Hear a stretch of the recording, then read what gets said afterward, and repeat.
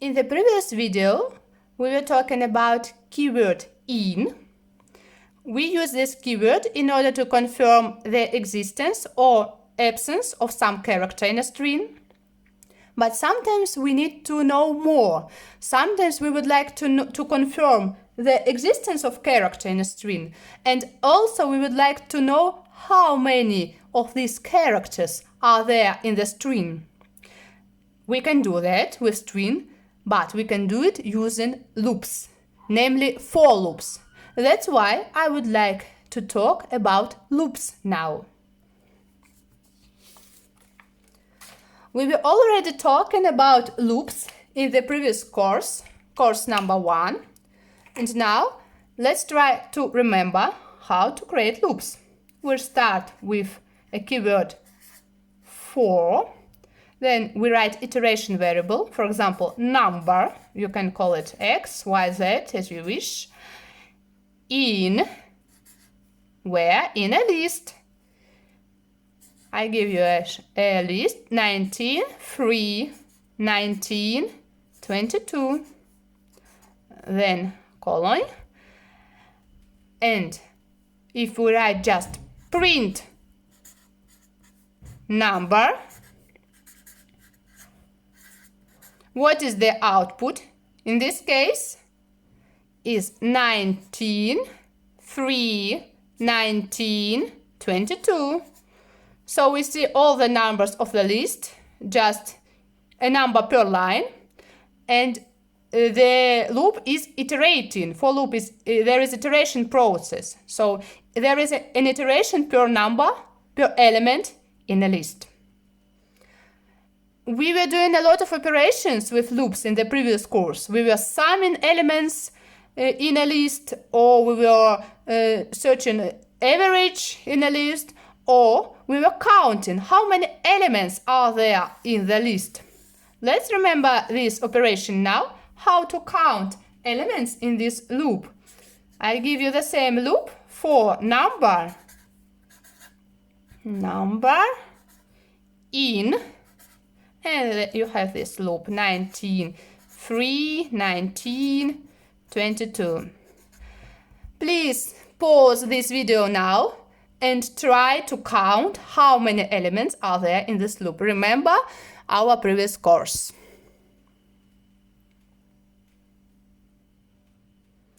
Okay, if you didn't pause the video, I would like to give you a hint. We were creating a variable. We wrote it before the loop. It was amount variable. Now I would like to call it count. It's common name to call this variable count. And we stick there 0. We assign 0 to this variable. Try to do it now. Try to remember how we were doing that, how to count the elements in a list. We were changing our variable count. A new count is old count or previous count, previous value of count plus 1. And then print count, print the print line. You can write print line at the same level of count or at the same level of keyword for. I test both ways. I write here, for example, print count. So, print count. And my output is, how is it iterating? First of all, first number, then count is changing. The new count is previous count 0 plus 1, print count, now it's 1, so print count 1. The next number 3, count is changing again. New count is previous count 1 plus 1, 2. Next number 19, count is changing again. New count is 2 plus 1, 3. And then 4. So 1, 2, 3, 4. You see the process of iteration, how Python is counting everything, how he's counting these numbers. So here is your output. If we just want to see the total number, how many elements are there in the loop, we write print at the same level as 4. Let's test with this way. So print count, and our output is just 4. So you use the way you need. If your goal is to see the process, how is it counting? Write print here at the same level as count. If just you need the total number, write at the same level as 4. Also, I would like to mention that you see this number iteration variable. We don't use it in a code. We just write here number in the for line, and we didn't mention this number, this iteration variable in the code. And I give you an advice from practical programming. If you don't mention your iteration variable in the following lines, don't name it. How? What we have to do to write something there. Yes, how to do that? You write 4. You don't write number, you write just underscore. So you or another person that is looking at your code, that is reading your code, it's quite clear, you will understand that here in this code, iteration variable is not important. We don't mention it, we don't use it. If you write just underscore, and then yes, count. Count stays the same. You count here, plus 1, and then print count. Count. Okay? Another point. If you want to know the place of each number in a list, of each element of the list, what is the second place, what number is on the first place, on the second, on the fourth, on the 10th, etc. If you just want to know the place of each number, how to do it? How to join these two outputs, this output 1, 2, 3, 4, and this output, all the elements. How to join them? I want to see the first place is number 19, the second place number 3. You know how to do that? Yes, it's quite easy. You just add here number. And then your output is 1 is 19, 3, 19, 22. Now you see we mention our variable number here. So in this code, in this piece of code, you can't put underscore instead of number or instead of x or instead of any name of variable, because you mention number here. But here you don't mention number, you don't need it. So write here underscore instead of variable name.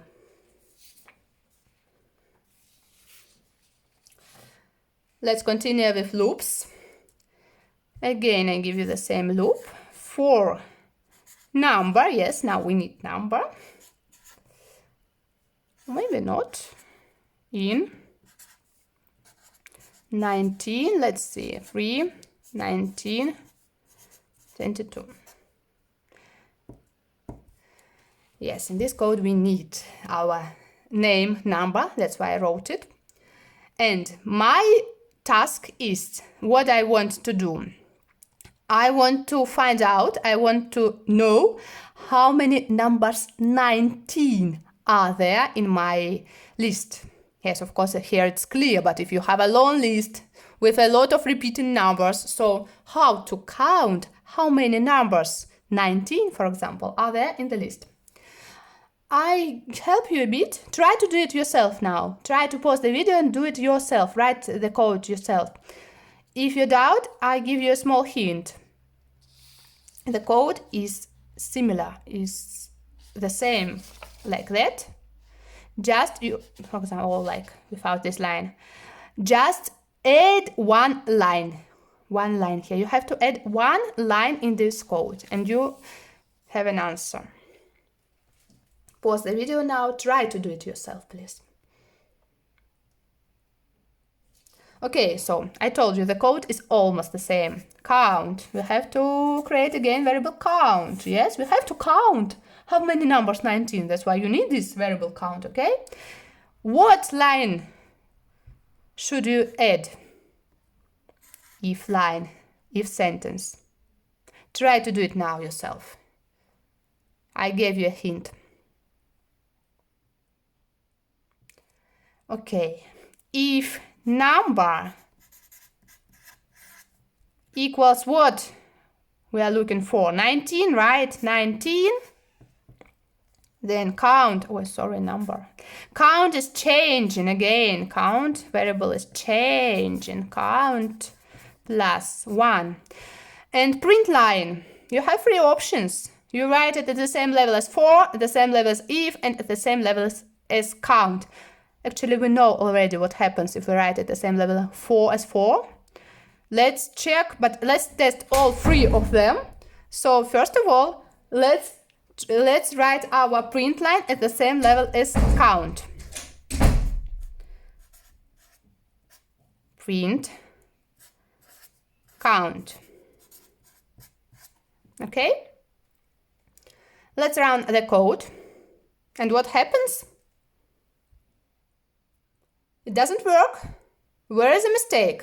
I did a mistake somewhere. Where is it? Sure, the if sentence is wrong. This equal sign you use for math. 1 equal sign. In Python, you use it to assign something to your variables. In Python, the same thing as equal sign in maths is double equal sign. You write 2 equal signs. So if number equals 19, double equal sign. Now the code works and our output is 1, 2. Quite strange, but 1, 2. Anyway, it's strange, but 2. It's correct. There are 2 numbers 19 in my code, okay? And now I would like to explain you why there are 2 numbers. You say there are 4 numbers. We already know there are 4 numbers in the list. There must be 4 iterations in this code. Yes, there are 4 iterations, but you see just the output of 2 of them. How it goes. So first number, 19. If number equals 19, is it true? Yes, 19 equals 19, true. So the code goes further down. The count variable is changing. Now it's 0 plus 1, it's 1. Print count, yes, it's printing 1. Next iteration, 3. 3 doesn't equal 19. They are not equal, okay? So if sentence is false and the code doesn't go down, nothing happens. Print line doesn't work, doesn't happen. It doesn't execute print line. It goes up to the next. 19. 19 equals 19, yes. The code, Python runs here. Next line, the variable count is changing. It's 2 now. Print count, yes, 2. And the last, 22, 9. Here is false. If sentence is false, stop. There are no more numbers in the list, so stop. That's why you see just 2 results, 2 outputs of iterations, 2 numbers, okay? When if is true, you see how count is changing. When if is false, here happens nothing. These 2 lines, they are not executed. If you want to see the whole process of iteration, you write your print line where? If you write at the same level of if, what happens? Let's see. I delete this line. I don't need it more. This print I delete, and this output I don't need it anymore. And my output is 1, 1, 2, 2. 4 iterations, 4 numbers. So first number is 19. Yes, it's true. Print count. It prints 1. The next 3. Here is false, but it's different from the previous output. There was 1, 2. No, it print count. Yes, it prints again the same count. It's 1. The same value of count is 1. 19, the next 19. Yes, it's true. Count is changing. Now it's 2. Print count 2. And the last number, 22. If line is false, but it prints count. So 1, 1, 2, 2. So if you write print the same level as count, you see the result of 2 iterations. But if you write at the same level as if, you see the result of all the iterations. 1, 1, 2, 2. And at the same level as 4, you already know that. If we write it, we don't want to see this process of counting, of iteration process is not necessary for us. And our output is just 2, the total number of 19s in this list. Okay. Another advice from practical programming. I would like to rewrite this loop. And which way? You see this, if number equals 19. If you don't touch this code a lot of time, and then you see this 19, you think, what is this 19? What number? Why 19? Or another person is reading your code, why 19? This is sometimes called magic number. The number which comes from somewhere and no one knows. What is this number? What does it mean? Please give more sense to your code. Write comments or indicate your variables. Create more variables in order it helps you in future to understand what I was doing with this code. Create another variable. What is 19? It's number to check. Actually, you can call it anyway. I would like to call it number underscore to check. Long name, but it helps me in future. And it's 19. I stick 19 here. Why did I write here all capital letters, caps lock? Because this is a constant in this case. And maybe I don't want to change it. And I don't want another person to change it. That's why I wrote it. I indicated. This is a constant. Please don't touch it. If you would like to change it, please advise me. Let's talk about that. That's why I wrote in caps lock. So another person understands that this is constant. Don't touch it or ask me before touch. And yeah, I rewrite the code for number in 19, 3, 19, 22. If number equals what? 19, right? No. Number to check. Number to check. Okay? Number to check. Print count. Oh, sorry, count is changing, yes. No, don't forget. The lines, this is important line. Without this line, it doesn't work, okay? Count, new count is old count, previous count plus 1, and print. I'll write at the same level as 4. I just want to see how many numbers. I don't want to see the process of iteration. So print count, and it prints U2. Okay? And now it's time to do some exercises. It's time to remember how to use our for loops. And please find the exercises in the video description below.